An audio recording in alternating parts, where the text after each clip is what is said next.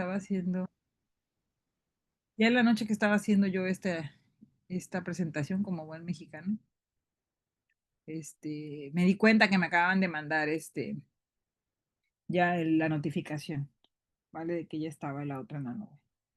Entonces, hice una pequeña, un pequeño análisis de lo que es la otitis media, ¿vale? Este, y pues, vamos a ver. mm, ujú, Vamos a ver, pues, un poquito de estas.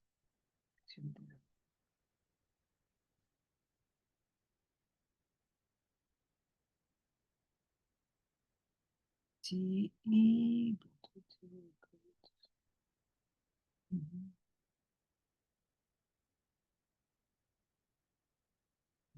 ay,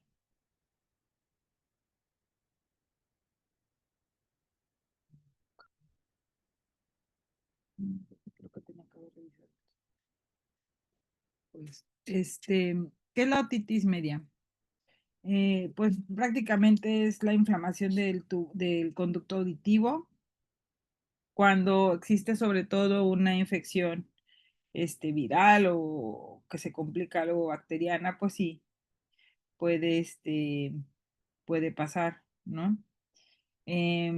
Aquí, pues es una infección común. El 80% de los niños hasta de 3 años han sufrido un episodio y hasta un 33% han sufrido 3 o más episodios de otitis media aguda. Normalmente en niños, se presenta en niños entre 6 y 18 meses, o sea, más o menos en lactantitos, ¿no? Aquí la situación es que, pues, nosotros tenemos que tener mucho cuidado en cómo considerar o cómo revisar al paciente. Normalmente estos niños, pues, tienen molestias, ¿sí? Y, este, estas molestias, generalmente a esta edad, pues, son niños que están, con mucha irritabilidad, ¿vale? Entonces, ¡yujú!, ya lo aprendí. Entonces, pues, hay que tener, ahora sí que ser muy mal pensado, ¿eh? En esta situación, ser muy mal pensado para poder, ¿cómo se llama? Nosotros realizar este diagnóstico, ¿no? Poder atinarle al diagnóstico del bien. Entonces, es la inflamación de la mucosa del oído, ¿sí? Como su nombre lo dice, del oído medio, acompañada generalmente de la presencia de líquido en dicha cavidad. No siempre es, no siempre, los pacientes con otitis media tienen síntomas, ¿no? Aquí la situación es que, yujú, ya lo conecté. Aquí la situación es que, pues cuando tienen síntomas y vemos la hiperemia del conducto auditivo, pues entonces se hace el diagnóstico. En algunos casos, el conducto solo puede estar hiperémico, pero no necesariamente tenga síntomas clínicos. Entonces, es media secretora con efusión, exudado, derrame, cuando no tiene clínica. O sea, nada más tiene la cuestión de las modificaciones del conducto, pero el niño no se queja. Puede ser media, otitis media con derrame, que sea crónica, cuando aquel derrame dura más de 3 meses de manera bilateral y si es unilateral, más de 6 meses. Hay otra que se llama otitis media persistente, en el cual tiene síntomas agudos, como son la otalgia y la fiebre, más allá de las 72 horas. En el curso de un tratamiento antibiótico, en lo que se denomina fracaso terapéutico, vamos a ver que existen tratamientos de primera línea y de segunda línea. Cuando se presenta un nuevo episodio, antes de los 14 días, se le denomina recidivante. O sea, ¿qué quiere decir? Que el paciente terminó el tratamiento, y a los 14 días de que tuvo el episodio, vuelve a tener infección. O también otitis media de repetición, aquellos que tienen más de 3 episodios en 6 meses o 4 en 12 meses. Vale, la etiología, pues en un principio, eh, Bueno, los microorganismos más comunes que se pudieran aislar es el neumococo y secundariamente Haemophilus influenza no tipificable y el Moraxella catarrhalis, que quizá es el más común que se puede identificar. En cuanto a la patogenia, la otitis media se desarrolla en el hecho de una infección vírica en la rinofaringe. Sabemos que el oído medio se comunica con la rinofaringe y bueno, al tener esta infección viral, esta inflamación, existe disfunción de la trompa de Eustaquio, fenómeno que se combina con la presencia de presiones negativas en el oído medio. La manera incluso de que los niños o que nosotros tratamos de realizar la aseo nasal en los niños o los niños ya más grandes, la manera de estornudar o de tratar de sacar los moquitos puede favorecer la infección del oído medio, ¿sí? ¿Por qué? Porque hay cierta dificultad en el drenaje de las secreciones hacia la rinofaringe. Aquí la situación es que lo importante al punto álgido para que la otitis media no se lleve a cabo es que las secreciones sean cada vez más líquidas. Mientras más espesas sean, hay más disfunción, hay más dificultad para la eliminación y entonces al quedarse esas secreciones, pues producen inflamación. Por eso es que en los niños pequeños se les recomienda los aseos nasales con el fin de fluidificar más esas secreciones y evitar que se quede o que tenga éstasis de las mismas, ¿no? Entonces, comúnmente es muy, muy común en los primeros 3 años de vida. Y habíamos comentado con un pico claro entre los 6, 18 meses hasta los 20 meses. O sea, son lactantitos, ¿vale? ¿Existen signos y síntomas asociados a la otitis media aguda? Pues normalmente la otalgia, el niño se queja de dolor. Cuando son pequeños, pues nada más están irritables. Y así como les puse en la imagen anterior, en la primera imagen, el niño se agarra el oído que le duele, pone su cabeza, se pone de lado hacia ese lado y hacia el lado que se afecta y pues llora, está irritable, no quiere comer, llora cuando traga porque obviamente esa disfunción de la trompa de Eustaquio, el movimiento, la liberación de la presión molesta. Sí, en lactante la irritabilidad es la equivalencia a la otalgia y la tracción del pabellón auricular se jala en el oído. Pueden tener hipoacusia de corta evolución sin tapón de cerumen y supuración aguda prominente del oído medio. Aquí pues ya se comprometió la membrana timpánica. En específico, los niños tienen fiebre, vómitos y pueden cursar con diarrea, sobre todo porque, recuerden, los rinovirus también pueden tener manifestaciones gastrointestinales. ¿Vale? Entonces, las causas de otalgia no debidas a otitis media, o sea, no todo dolor de oído es otitis media. También la faringitis puede producir otalgia, por lo que comentábamos de la disfunción y de la dificultad de la extracción de las secreciones, ¿no? La otitis externa, pues puede causar otalgia. Aquellos que son nadadores, pues pueden tener estos síntomas. El flemón dentario también puede dar otitis, sobre todo ya en adolescentes y ya cuando las muelas del juicio pueden tener molestias a nivel del oído. La disfunción de la trompa de Eustaquio puede ser una causa de otalgia que no sea una otitis media aguda y la meningitis, que es nada más la hiperemia de la membrana sin, sin presencia de derrame o alguna otra situación. Entonces, aun cuando la sintomatología es muy inespecífica, ciertamente el diagnóstico es difícil porque, pues, la única manera de saber, aparte que tiene dolor y está irritable, pues es explorándolo y se tiene que realizar una otoscopía, de manera adecuada. Frecuentemente se realiza en condiciones subóptimas y su interpretación es muy subjetiva, o sea, depende de cómo se realice y quién la realice.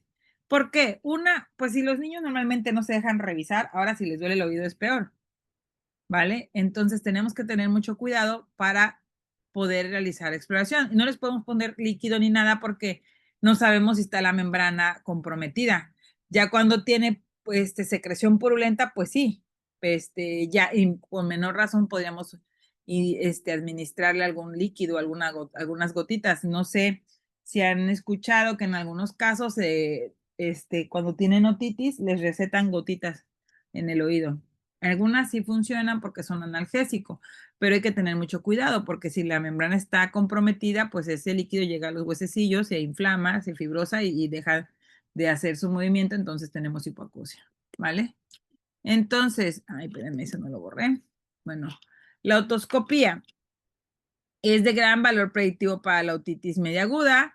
Normalmente se observa abombamiento de la membrana timpánica. Puede haber supuración de corta evolución, o sea que sea una de características cerosas, ¿no? Procedente de oído medio. De gran valor predictivo cuando tiene exudado, pues el tímpano se observa amarillo, se puede observar azulado, puede haber hiperemia asociada a matidez. Normalmente existe un triángulo luminoso que se pierde cuando está inflamado. La hiperemia aislada no es indicativa de otitis media aguda y el que no visualicemos el triángulo luminoso también no siempre es ¿cómo se llama? Indicativa. En las imágenes que se localizan abajo de la palabra posición, se observan cómo se encuentran las membranas timpánicas. Puede ser normal, puede ser que esté retraído porque tuvo una inflamación, una infección, se fibrosó y se retrajo, o puede estar abombado. Vean que en el momento en el que se observa retraído, se observan dos lesiones, como dos imágenes como brillosas en el centro. Cuando está bombado no se observa nada de luminosidad. Y sí se observa hiperemia, ¿sí? En el conducto. En este caso, pues sí es una otitis media aguda, ¿no? También pierden la transparencia, normalmente es translúcido, se observan los huesecillos a través del tímpano. Cuando se encuentra opaco, aun cuando se observa el triángulo luminoso, vean que se observa de manera pálida, ¿no? Y no se observa la transparencia de la membrana timpánica.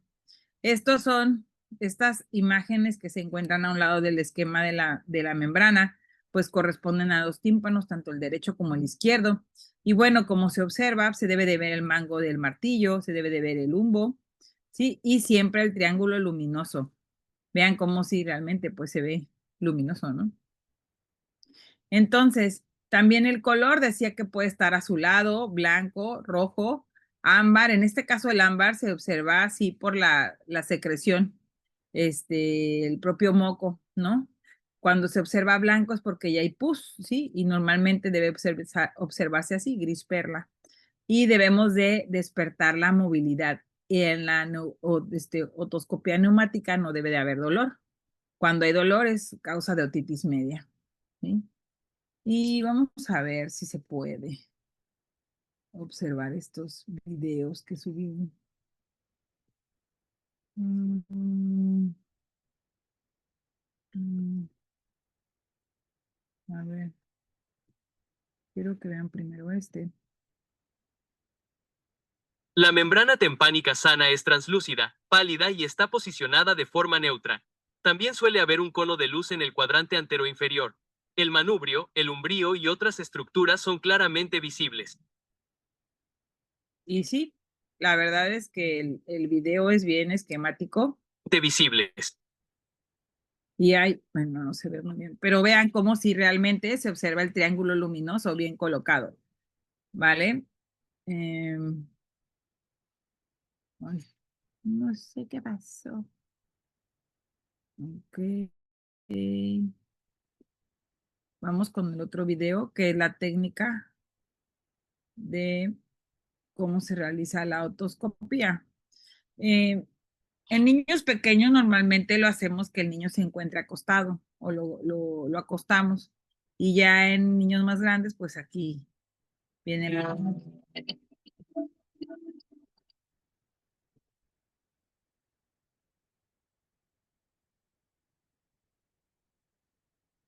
Bienvenidos. El día de hoy vamos a ver la técnica de otoscopía. Yo soy el doctor Mauricio González Navarro, soy otorrinolaringólogo y también profesor del Departamento de Integración de Ciencias Médicas aquí en la universidad.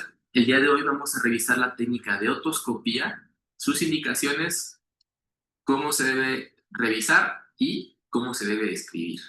Primero que nada, necesitamos que con nuestro paciente mantener una buena relación médico-paciente, presentarse por primera parte, saber su nombre, su edad, motivo de consulta y determinar cuándo debemos realizar una otoscopia. Prácticamente en todos los casos, particularmente si hay algún dolor de oído, alguna pérdida auditiva, sensación de oído tapado, eh, mareos, vértigos, siempre hay que estudiar el oído. Y se le debe informar al paciente de lo que vamos a realizar, que pudiera ser en algún momento dado una técnica ligeramente molesta, si es que hay alguna molestia del oído, y que una vez nos autorice también recordar siempre lavado de manos y uso de cubrebocas, ya que estamos en muy cercano contacto con el paciente. El otoscopio clásico se compone de 3 elementos particularmente. Primero, el mango. Varios tipos de mango de acuerdo a la marca. Hay unos que utilizan baterías desechables, hay otros que utilizan baterías recargables y casi todos tienen unas entradas universales de otoscopios de la misma marca. Estos son de los que más comúnmente van a encontrar y son universales. Ahora, hay unos que también, más que baterías, se unen a unos anclajes de pared que van con un cable y son un poco más incómodos, pero tienes la ventaja de que nunca necesitan cambiarle las pilas. Luego tenemos el cabezal. El cabezal tiene varios componentes. Primero, la salida de luz puede ser por lo general fibra óptica o algún foco, que es donde nos va a dar la iluminación. Después, todos tienen el visor o las lupas, depende del tipo de otoscopio, se pueden remover para a través de ese espacio. Perdemos la magnificación de las lupas, pero podemos hacer algún trabajo a través de él, como retirar cuerpos extraños, cerilla, etcétera. Y casi todos los que son más profesionales, digamos, tienen este orificio que sirve para colocar una perilla que se llama perilla de Politzer, que a través de esa podemos revisar también la movilidad del tímpano. Y finalmente, el espéculo o el otoscopio propiamente dicho, o el famoso conito. Todos los conos tienen diferentes diámetros, diferentes calibres, y vamos a, por lo general, utilizar el cono más grande que le quepa al oído del paciente. Los conos se introducen de manera que hagan clic y se giran para asegurarlos. Algunos no se aseguran, depende del tipo de conos, y cuando no se aseguran, en este caso supongamos que este no se acomoda, lo tenemos que agarrar cuando hacemos la exploración para que no esté movilizándose. Entonces, ya una vez que está armada esta parte, se introduce el cabezal en el mango. Por lo general tienen unas ranuras que es donde tienen que entrar. Entonces, entran, se giran y se acoplan. Existen algunos otros que requieren algún tornillo, que son más bien, que son como una conexión más eléctrica, se conectan y se atornillan. Y también depende del otoscopio, algunos de estos se prenden presionando el botón verde y girando, y con eso se prende la luz, o hay otros que tienen unos switch. Entonces, cualquiera sea de los otoscopios, ya está listo para ser usado. Siempre verifiquen que tengan adecuadas baterías para que puedan ver bien. Primero que nada, si nuestro paciente tiene patología de un solo lado o de los dos. Si es de un solo lado, vamos a preferir revisar primero el oído sano para ver cómo sería, digamos, un estado normal de los oídos y después el enfermo. Si hay patología bilateral, como dicen las normas de exploración física, derecha-izquierda. Primero que nada, necesitamos revisar el oído externo y lo vamos a revisar primero todas las estructuras del pabellón auricular, que es el nombre correcto. Tenemos el trago, el antitrago, el hélix, antehélix, la concha, lóbulo y siempre revisen también la región retroauricular. Después, parte de la inspección va a ser ver cómo está el conducto auditivo externo en su parte más externa. Una vez que ya determinamos las estructuras del oído, necesitamos palpar. La parte de la palpación es tocar justo la región retroauricular. Es importante tocar toda la mastoides para ver que no haya ahí algún absceso, algún dolor importante. Y después, a la oreja, retraerla un poco para ver si hay dolor y palpar presión en el trago para ver si hay dolor. También podemos ver algunas cosas que si vemos que hay un aumento de volumen, tocarlo para ver si es un aumento de volumen fluctuante o un aumento de volumen más rígido. Si hay alguna lesión cutánea, también revisarlo. Luego, una vez que ya tenemos la visualización externa, procedemos a hacer la visualización interna. Nos vamos a colocar del lado del paciente, tomando el otoscopio con su mano derecha para que no se estorben al mismo tiempo de entrar. Si quieren entrar con la mano izquierda de este lado, estorba un poco. Aunque lo pongan hacia arriba, hacia abajo, se estorban. Con la mano derecha no se estorban tanto para que puedan manipular el oído. Van a haber varias técnicas, habrá quien les diga que se usa hacia arriba, habrá quien les dice que se usa hacia abajo. Realmente no hay mucha diferencia porque estos otoscopios no tienen cómo se visualice, como ustedes se acomoden, siempre y cuando sean unas buenas visualizaciones y no lastimen al paciente. Yo por lo general me acostumbro a usarlo así.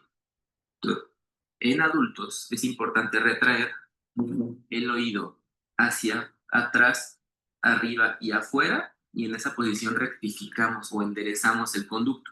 En niños, por lo general, con rectificarlo hacia afuera es más que suficiente. Un poquito hacia atrás. También es cuestión de ir viendo. Entonces, una vez que tengamos aquí, yo siempre les recomiendo tomar la oreja con dedo medio y pulgar, en esta posición, atrás de la oreja, pulgar, ahí retraemos hacia afuera y hacia atrás, y con el dedo índice adelantamos el trago para que nos permita ver por fuera. Ahí, en esa posición es donde vamos a introducir el otoscopio. Primero lo introducimos muy discretamente, apenas para ver justo toda la parte de el oído externo en su porción externa. Y una vez que estamos ahí, asomamos el ojo a través de la lupa y vamos introduciendo poco a poco, revisando todas las paredes del conducto hasta lograr visualizar la membrana timpánica. Y una vez que la visualizamos, a veces hay necesidad de rectificar. Si se fijan aquí, yo entro al conducto, no alcanzo a ver la membrana timpánica y me tengo que inclinar todo el otoscopio para ver la membrana. Obviamente, si hay alguna obstrucción, cuerpos extraños, tapones de cerumen, se tienen que retirar primero. Una vez que tenemos la membrana timpánica en la parte central de nuestra visión otoscópica, tenemos que evaluarle todas las estructuras y podemos ir de fuera hacia adentro. Entonces, es ir siguiendo el conducto auditivo hasta donde se une el conducto auditivo con el tímpano. El tímpano siempre va a tener una angulación en sentido de la parte posterior, va a estar más lateral y más medial en la parte anterior. Digamos que en mí estarían así los tímpanos, ¿vale? Y el tímpano se va a dividir en cuadrantes. A partir del mango del martillo vamos a diferenciar entre cuadrante anterior y cuadrante posterior. A partir del lumbo, que es donde se ancla la membrana timpánica del martillo, justo en el centro, eso va a ser la división entre inferior y superior, ¿vale? Entonces tenemos que evaluar. Luego vamos a ver la apófisis corta del martillo. Esa no es la cabeza está por dentro en el oído medio, eso no se ve, pero la apófisis corta es el pequeño, llamémosle, bulto que se ve en la parte superior, en la unión de los cuadrantes anterior con posterior en la parte superior. A partir de ahí hacia abajo, eso es la parte tensa. Ahí es donde podemos ver varias cosas, perforaciones, cicatrices de otitis previas. Podemos ver en el oído medio si hay secreciones, si hay inflamación, etc. Y la parte que es de la apófisis corta del martillo hacia donde termina el tímpano y se une con el conducto, entonces que no haya retracciones, que no haya alguna pequeñas bolsas amarillas o blancas. Y también, finalmente, si tenemos este tipo de otoscopio, si tenemos la perilla, se puede usar algunos conos que sellan, y con eso se puede usar la perilla de Pulitzer y se ve cómo se mueve el tímpano. Por ejemplo, en niños que tienen otitis media con derrame, ese tímpano no se va a mover. En cambio, si el oído medio está libre y tiene una buena función, uno presiona la perilla y se mueve. A veces podemos pedirle al paciente, si no tenemos la perilla, que tape su nariz, trague saliva, y con eso podemos ver cómo se mueve la membrana. O tapar la nariz y que sople por la nariz sin dejar salir el aire por ningún lado. Digamos que sería así. Y eso van a sentir como el oído truena. Cuando eso pasa, nosotros debemos ver un movimiento en la membrana. Son movimientos muy discretos, pero si ponemos atención se notan. Y eso es algo que también les recomiendo. También importantísimo, que si no lo ven, no está bien hecha su otoscopía, es el cono luminoso. El cono luminoso es el reflejo de esta angulación que tiene el tímpano, nos va a dar un rebote de la luz que se ve por lo general en el cuadrante infero-anterior, y es un triangulito que apunta hacia el humo. Puede no estar en casos de cicatrices del tímpano, ocupaciones, perforaciones, cualquier cosa que altere la anatomía del tímpano, no lo vamos a visualizar. Y por lo general así lo describimos. Si hay alguna lesión, alguna perforación, algo así, se describe en qué cuadrante está y más o menos qué porcentaje del tímpano ocupa. Todo eso es cálculo. Y ya que se revisó el oído, se palpó, se tocó, se hizo la otoscopia correcta, se describe en la nota y se termina. Siempre verifiquen, uno, los conos, por lo general, algunos son desechables, algunos no. Siempre en detergente enzimático y de preferencia si tienen para desinfección de alto nivel también. Otoscopio, revisen que esté apagado y desármenlo y guárdenlo en su estuche para que mientras más cuiden su equipo, más tiempo les va a durar. Y finalmente, informar al paciente, ¿vale? Y siempre busquen más literatura al respecto. Pues bueno, el buen Mau ya nos explicó, y la verdad es que es una técnica que pues tenemos de tener la destreza, pues la única manera de hacer una adecuada exploración pues es realizándola las veces que sean necesarias. ¿Alguna duda, algún comentario? Sí, doctora. Yo he visto que ha ido a la alza entre algunos conocidos míos de que ya se graduaron de médicos que han comprado lo que son camaritas que se meten en el oído para explorarlas, que porque se les hace más fácil. ¿Qué hay de eso? ¿Es recomendable o no? No siempre es recomendable. Mira, aquí está, precisamente aquí está. Es un lápiz. Hay unos que venden que son como de jirafas y cosas así. Esta cosita, sí, sí, ¿sabes para qué sirve?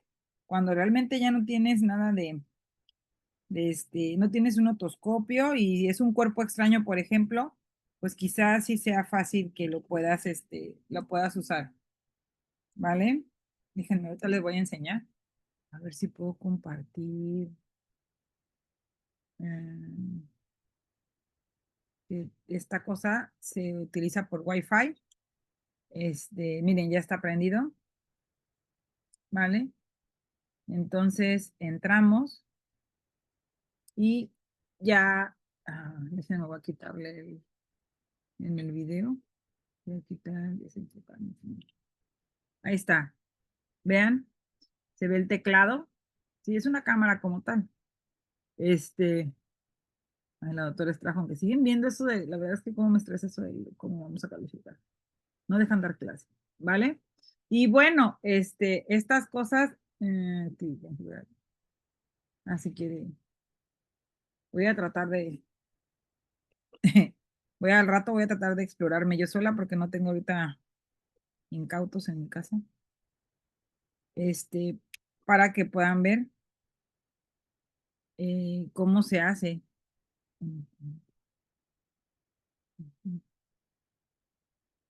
Eh, Aquí sí es útil, por ejemplo, si tienes un cuerpo extraño o alguna situación así, sí es fácil. Estas cositas, sí, tienen, me voy a apagar esta cosa. Al rato le voy a mostrar un video, a ver si cuando lleguen mis sobrinos juego con él. Un video, y miren, tienen varias cositas. Este es como para quitarle el cerumen, ¿no? Tienen unas cucharillas y no están caros, la verdad. Pero sí hay que tener mucho cuidado, porque cuando tienen otitis media les duele. Entonces, de por sí, como dijo el doctor, al movilizarlo, pues hay que hacerlo con cuidado. Esas son las cucharillas y esto de por sí tiene unas cosas que se les ponen para poder jalar los cuerpos extraños cuando ya está en la cámara. Vean, es una cosa ahí transparente, ¿sí lo ven? En donde tiene así la cosita esa. Además, este se siente más, un poquito más rígido. Hay unos que son como de hule, pero también siendo de hule no son tan, a ver, voy a enseñar esto. Estos son transparentes. Miren, ¿ya lo ven? Es así como una cuchara, una palita, ¿vale? Este tiene incluso un orificio en medio, ¿sí? Y hay unos que son muy, muy, muy blanditos. Pero sí, aún así, pues sí, raspa un poco. Y bueno, si sientes que raspa así en la mano, sobre todo yo creo que en el conducto sí se puede molestar.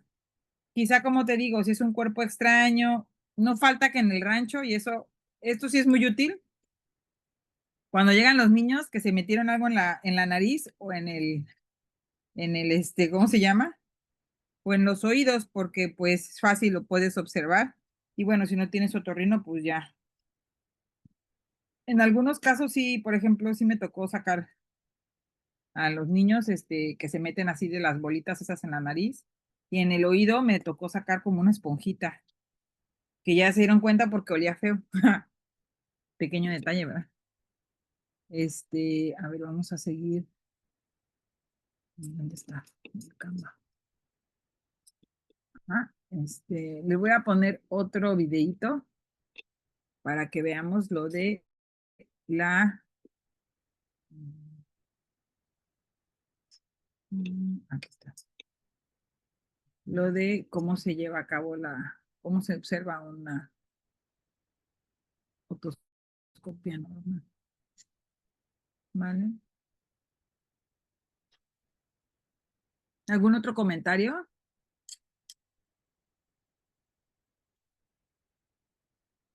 Ok, vamos a ver el videito. Vamos desde acá. Vean cómo se ve. Y ahí se ve bien, bien, bien el tímpano, el triángulo luminoso. ¿Sí? Se ve bien padre, ¿no? Creo que aquí viene otro video, no me recuerdo. ¿Sí? Aquí ya, cómo se observa en otitis media aguda. Estamos viendo la otitis media serosa, que se caracteriza por presentar Vean, aquí tiene como que un nivel, tiene agüita. un nivel líquido en el oído medio que se ve a través de la membrana timpánica. Esta otitis media serosa se comprueba con el burbujeo del oído al hacer presión positiva a través de la trompa de Eustaquio. Vemos aquí la otitis media aguda, que se caracteriza por ser extremadamente dolorosa ante el abombamiento de la membrana timpánica y el enrojecimiento total de las estructuras como martillo, yunque y estribo. Estas otitis media aguda pueden ser acompañadas por una hemorragia, como es el caso que estamos viendo. Su tratamiento es un drenaje y acompañado de antibióticos antiinflamatorios. Finalmente, estamos viendo un caso muy agudo de otitis media que debe ser llevado inmediatamente al quirófano para su drenaje. Cuando estas otitis medias agudas drenan por sí solas, producen una perforación a través de la cual vemos la salida de material purulento. Cuando se da esto, pueden quedar perforaciones en la membrana timpánica que pueden ser de diferentes tamaños y formas. Estamos viendo una aquí casi de una perforación total de la membrana timpánica. Vean, entonces por eso es importante pues, llevar una adecuada exploración, ¿no? Es cierto lo que dijo el doctor, normalmente se ven ¿cómo se llama?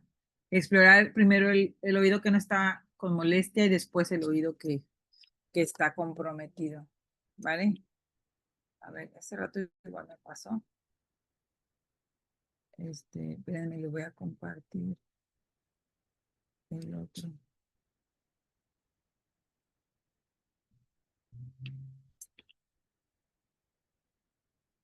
¿Están viendo el video? Dice Endoscopic Assessment of Right Ear. ¿Sí lo están viendo, chicos? Doc, nada más que se ve un poco chiquito. Ahorita lo voy a poner, lo voy a maximizar. Ahora sí, ¿están viendo la pantalla completa? Sí, Doc. Ok, va. Entonces, este es por una camarita ideal, no esta camarita que les enseñé. Y bueno, se ve la imagen bien nítida. Aunque esta camarita que compré de unos 150 pesos, creo, sí está, pues, para el trote está bien. Pero vean cómo se observa la otitis media aguda. Está inflamada la membrana. Sí, bien inflamada, está incrementada de el flujo sanguíneo está incrementado. Sí, observa moco, no se observa como tal, transparente, ¿no? Es la que están cambiando la imagen. Vean, medio ¿sí? Y bueno, ahí está, ay Dios mío, ahí está, es para poder hacer el drenaje, porque es una otitis media aguda. Es un drenaje, pues, controlado, ¿sí? Y pues ahí sale la secreción. Lo ideal es que le vayan a poner tubos de drenaje, ¿no?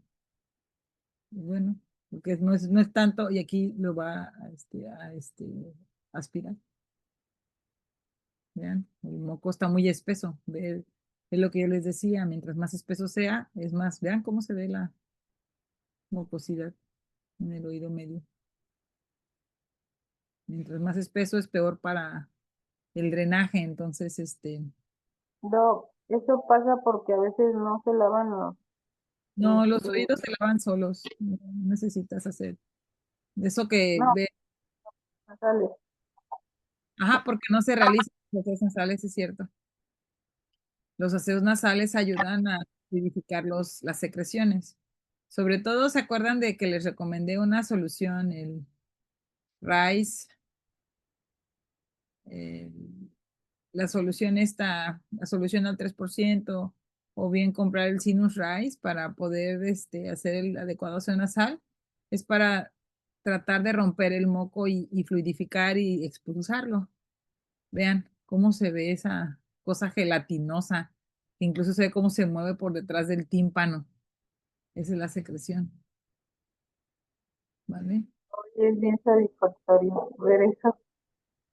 Y se observa terrible.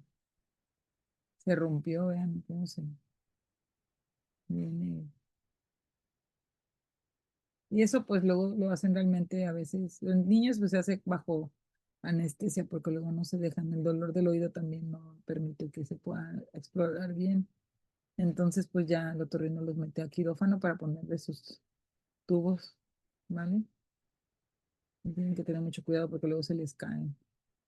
Entonces vean, es una lesión que se le hace al oído, pero es controlada, ¿vale? Y ella le va a poner su tubito, una cosa para que se vaya cerrando alrededor de eso y eso permita que se elimine el tubo de ventilación. Vean cómo se va a poner. Me recuerda a la Amplaster, que se les pone en las 6 Bs y sí, ya. Vean cómo se coloca. ¿Sí? Bueno, ya le está viendo la nariz. Y para que vean cuánto moco hay. Con una buena lavada, con una cepillada, queda.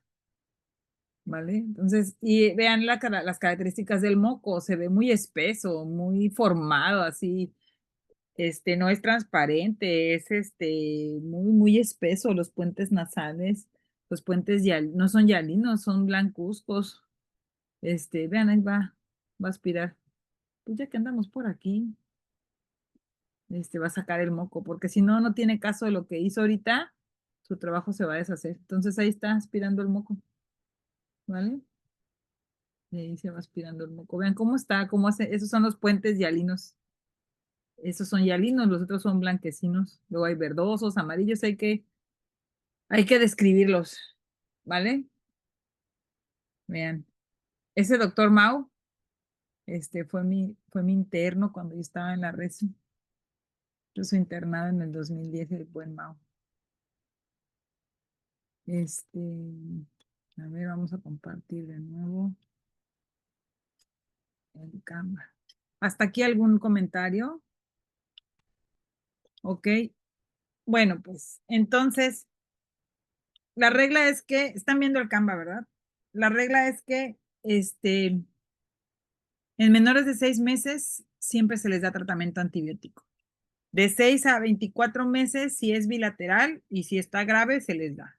Si es unilateral y no se ve grave, pues habría que valorar. Y aquí es la zona gris, porque algunos dicen que la otitis media aguda, como es secundaria a la inflamación por una infección de vías respiratorias altas, la otitis media aguda debería resolver con analgésico. Pero la recomendación es que tiene que regresar a revaloración en 72 horas. Y si el paciente sigue con ataque al estado general, sigue con notalgia, sigue con irritabilidad, pues habría que darle mejor tratamiento antibiótico. Solo se les da tratamiento antibiótico si son graves y son mayores de 24, o sea, mayores de 2 años. Si no es grave, pues no se le da, ¿vale? Aquí la gravedad, pues como lo menciona el cuadrito, se demuestra con la presencia de otalgia severa y fiebre de más de 39 grados. Y sí ha pasado que luego llegan los niños y pues llegan convulsionando y ya te das cuenta, pues tienen una otitis media, ¿vale? El tratamiento de primera elección es la amoxicilina, ¿sí? Por su espectro de actividad, seguridad, tolerancia y coste. Es más barata, es más fácil de encontrar. Sus concentraciones inhibitorias mínimas ante el neumococo son las más bajas de todos los antibióticos orales, ¿sí? Y su penetración en el oído medio es igual que la ceftriaxona, con la ceftriaxona. Aquí la guía menciona que si se le da tratamiento con amoxi, si a las 72 horas no mejora, se le puede cambiar a amoxiclav. Sin embargo, eso fue estas últimas guías. También se ha comentado que si no tenemos amoxisola y tenemos amoxiclav, darle tratamiento si en 72 horas no mejora, se puede utilizar cefixima, la cual, aunque también tiene pobre actividad con el neumococo, tiene una actividad mejor contra el Haemophilus. También es una buena opción. También es bien tolerada. La dosis también es 1 o 2 dosis al día. ¿Sí? Y bueno, siempre que tengamos sospecha de que el paciente tiene la otitis media y la conjuntivitis purulenta del mismo lado, debería de utilizarse. ¿Vale? La ceftriaxona, pues en niños pequeños, por la presencia de fiebre y de gravedad, pues se les deja ceftriaxona. También, pues es ¿por qué en este caso se les deja ceftriaxona? Porque recuerden, los niños de menores de 6 meses no tienen esquema completo para neumococo. Entonces se espera que el microorganismo que sea el causante de la otitis sea el mismo, el neumococo. Entonces, por eso se les deja ceftriaxona. Tiene buena penetrancia, también se le puede dar dosis única, aunque sea intramuscular, ¿sí? Y puede ser 1 o ser 3 dosis cada 24 horas, ¿vale? La citromicina también es un buen antibiótico, que es un macrólido que se utiliza. Debe considerarse de primera elección en aquellos alérgicos a la penicilina, pero no es de primera elección si no es que no tienen esta condición, ¿vale? Es inferior a la moxi en cuanto a la respuesta de erradicación tanto de neumo como de hemófilus en el oído medio. Entonces, aquí la cuestión es que primero vamos a dejar amoxicilina o amoxiclav, en segundo lugar cefixima, si es un menor de 6 meses, dejarle ceftriaxona, si es alérgico a la penicilina, dejarle acitromicina. Si tiene falla terapéutica con acitromicina, en algunos casos sí se les deja ceftriaxona, pero se vigila la presencia de eventos de alergia. Normalmente con ceftriaxona, a veces, aun cuando seamos alérgicos a la penicilina, con ceftriaxona no pasa, ¿vale? Entonces, hay que ver el control evolutivo y el fracaso terapéutico. Entonces, esta cuestión de la valoración a las 72 horas, ¿sí? Se haya utilizado o no tratamiento.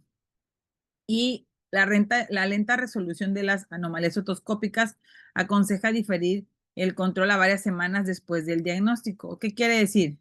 Si yo veo que clínicamente el niño mejoró, pero otoscópicamente se ve igual, tengo yo que darle el beneficio de la duda que el tratamiento sí está funcionando porque clínicamente va mejorando. las características de la membrana timpánica no van a cambiar de manera drástica. Entonces, podríamos revalorar al niño a las 14 días de iniciar el tratamiento y verificar cómo va la membrana timpánica. Entonces, ¿a qué niños con una otitis media aguda los vamos a derivar a pediatría? Aquellos que tienen inmunodeficiencia primaria o secundaria, que tengan otitis media en el periodo neonatal o menor de 6 meses por el riesgo de gravedad, fracaso terapéutico después de antibióticos de segunda línea, o que tengan sintomatología neurológica o sospecha de mastoiditis, que es la complicación más grave. ¿Vale? Aquí, como lo dijo el doctor Mau, que tenemos que revisar el pabellón auricular, también debemos de revisar detrás del pabellón. El dolor en la mastoides es dato de mastoiditis. Vale, entonces, ¿qué le podemos prescribir en caso de fracaso terapéutico? Si tuvo amoxicilina, dejarle amoxiclav. Si tuvo amoxiclav, dejarle amoxicilina solo. Sí, pero estas altas dosis, ¿qué quiere decir? Entre 80 y 100 miligramos, dirían vulgarmente los otorrinos de antaño, hasta la diarrea. ¿Sí? Si tenía eritromicina, acitromicina, dejarle amoxiclav o clindamicina. Esta clindamicina, cuando es alérgico a la peni, pues se puede dejar. También la clindamicina ha dado buenos resultados. Si tuvo cefixima, cambiarlo a amoxicilina, pero a dosis altas. El ceftibuteno también es uno de los antibióticos que también ha dado muy buena respuesta. Además, lo bueno del ceftibuteno, que es dosis única y es de 3 a 5 días de tratamiento. Si tiene resistencia al ceftibuteno, pues dejarle amoxicilina igual a dosis altas. La cefuroxima acetil, pues también darle amoxicilina a dosis altas. Pero si se dan cuenta, pues la piedra angular en el tratamiento es la amoxicilina y la dosis es de 80 a 100 miligramos por kilo, ¿vale? Y bueno, en cuanto a otitis media aguda, pues ese es el tratamiento. Ahora sí que la única manera de saber que tiene otitis media es explorándolo, buscándolo. Sí, ahora, de acuerdo a la temporalidad, puede ser que sean de repetición o sean recidivas, ¿sí? O sean crónicas. De repetición, aquellas que tienen 3 o más episodios de otitis media en 6 meses o 4 en más de 12 meses, siempre que el último episodio se haya producido en los últimos 6 meses. O sea que el niño no pasa menos de 6 meses sin tener otitis, ¿vale? Cuando es crónica, hay presencia de exudado bilateral más de 3 meses o unilateral más de 6 meses. Normalmente, cuando hay otitis media de repetición, también hay otitis media crónica. ¿Cuáles son los factores de riesgo? Ser masculino, tener un hermano con antecedente de otitis media aguda de repetición, que curse con tabaquismo pasivo, y quiere decir que en su familia, en la casa, pues estén fumando, ¿sí? Que tenga antecedentes de atopia, ¿sí? Asistencia a la guardería en grupos de más de 6 niños, primer episodio de otitis antes de los 4 meses, uso de chupete en niños mayores de 6 meses, administración del biberón en decúbito. ¿Recuerdan que en algún momento una niña que estaba ahí en pediatría le dije a la mamá, señora, ¿por qué la niña toma la leche acostada? ¿Se acuerdan? ¿Alguien recuerda ese episodio? Una niña que estaba en una cama que está cerca de las ventanas que están para dar al bulevar. Una niña pequeña. Estaba bien chida ahí acostada tomándose su biberón. Ah, sí, yo me acuerdo. Y que Biberos. aparte está Y llegó por fiebre, si no mal recuerdo, y convulsiones, una cosa así. ajá. Estoy revisando y que había vomitado. Y digo, pues, ¿cómo no va a vomitar? Digo, ¿a poco usted puede tomar agua acostada? Pues no, ¿vale? Entonces, importante, no deben de tomar biberón acostados, inmunodeficiencia primaria o secundaria, lactancia artificial. Y ahora en estas me van a decir, oiga, doctora, entonces, pues es uno de los motivos por los cuales pues no deberíamos de dar complementación con fórmula, ¿sí? Pero ahora, pues ya las mamilas tienen diferentes mecanismos para liberar el aire y también para evitar que los niños tengan hasta cierto punto reflujo, que es lo que produce luego que tengan estas otitis, ¿vale? Pero sobre todo el factor más importante es que tomen la leche acostados. La presencia de fisura palatina oculta, o aparente o que se observe, por ejemplo, el labio leporino, ¿sí? El paladar, perdón, hendido. El síndrome de Down, por las características del macizo facial, y la antecedente de prematuridad por la situación de mala succión y apego, pues por la inmadurez.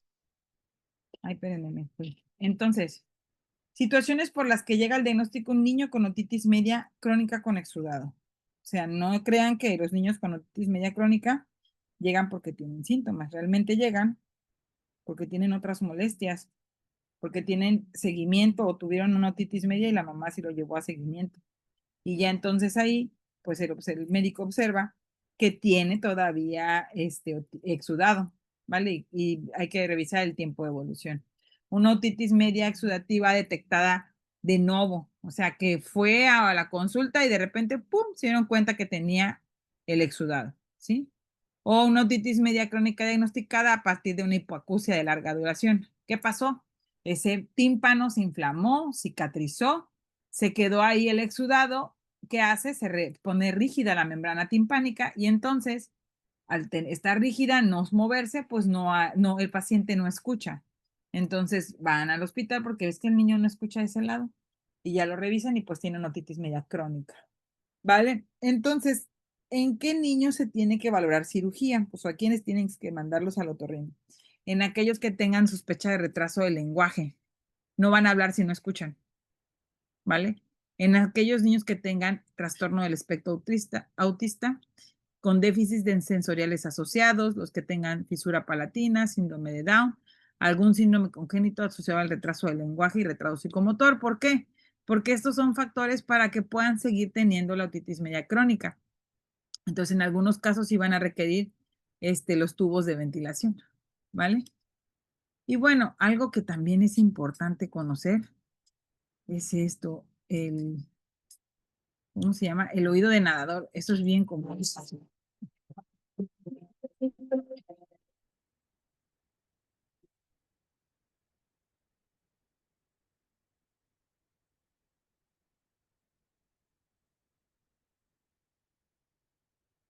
La otitis externa es una inflamación del oído que suele producirse en verano en los niños. Con el tiempo que pasan en el agua es difícil prevenirla, pero aún así se pueden seguir algunos consejos.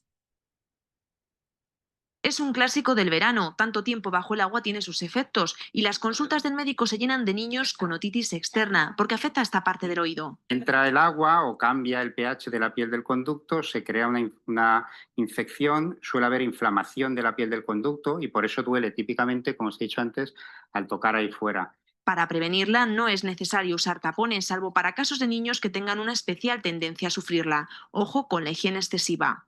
Hay muchas madres que dicen, no, es que hay que limpiar los oídos. No hay que limpiar los oídos descaman y se limpian solos. Hay personas que, por ejemplo, forman tapones de cera, los niños incluidos, y lo que hay que hacer es una revisión siempre antes de las vacaciones, antes de que empiece la temporada de las piscinas, para ver si tienen algo de cera. Es normal que si tienes un tapón de cera y se empapa de agua, pues eso se nos puede infectar. Que los padres vigilen que los niños no pasen demasiado tiempo buceando y si consiguen que salgan en algún momento del agua, secarles los oídos. Si aún así se ha producido una otitis, no hay que preocuparse. Tendrían que ser muy recurrentes para que pudieran causar problemas en el futuro.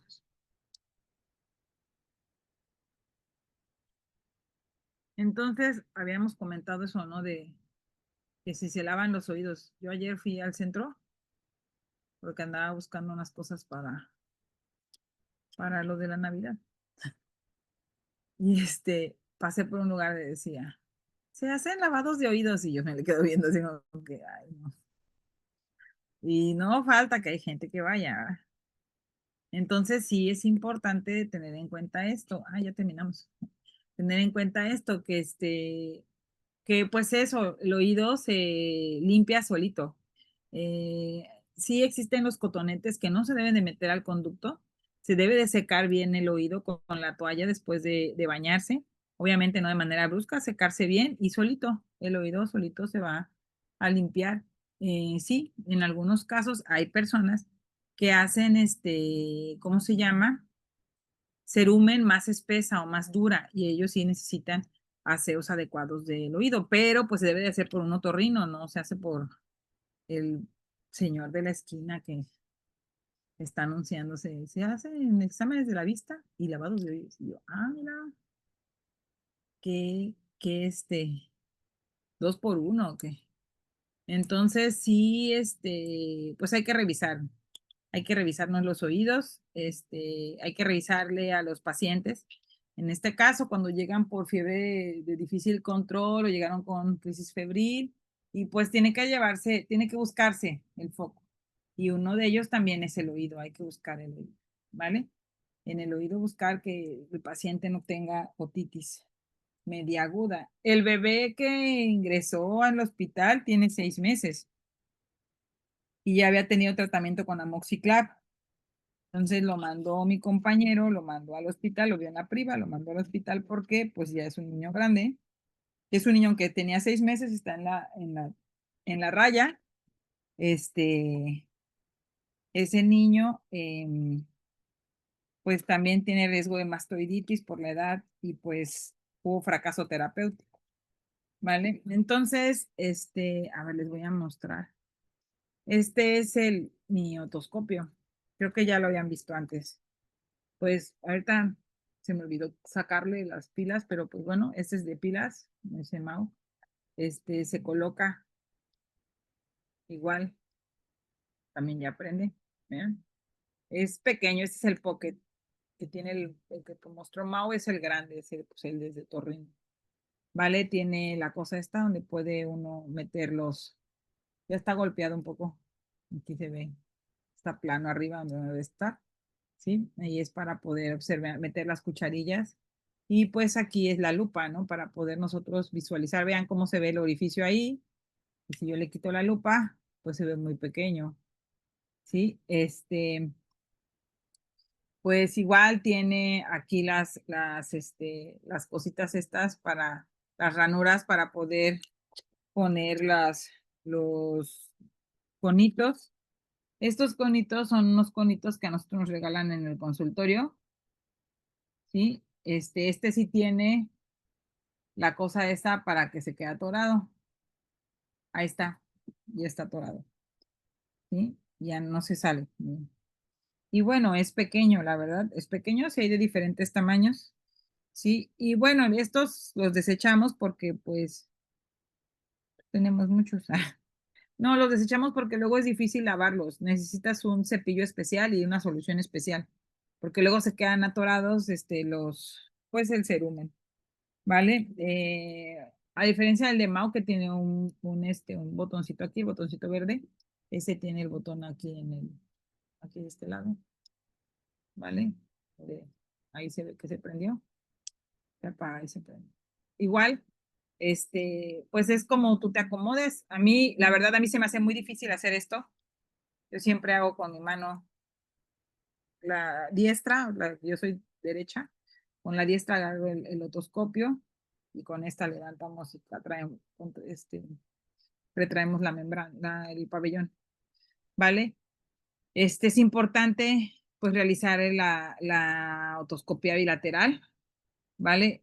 Sí, sí se puede quitar la lupa, mira hacia arriba, se pone hacia arriba. Vean, entonces aquí, por ejemplo, ahorita pues aquí tenemos la cucharilla, si ves algo, pues aquí lo metes, ¿no? Nada más que pues esto no, esta está muy gruesa. Bueno, más bien el cono está muy chiquito, ¿vale? A ver, déjenme ver si esta cucharilla sí pasa. Yo jugando con mi juguetito que ya tenía ratísimo que lo había comprado, fíjense. No, este también no pasa. Este está más gruesa. Depende mucho del cono, la verdad.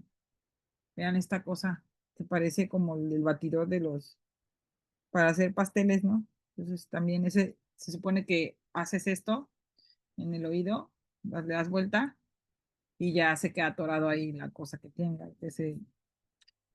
Pero pues no sé, si el niño tiene otitis sí se me hace bien difícil porque de por sí no se dejan.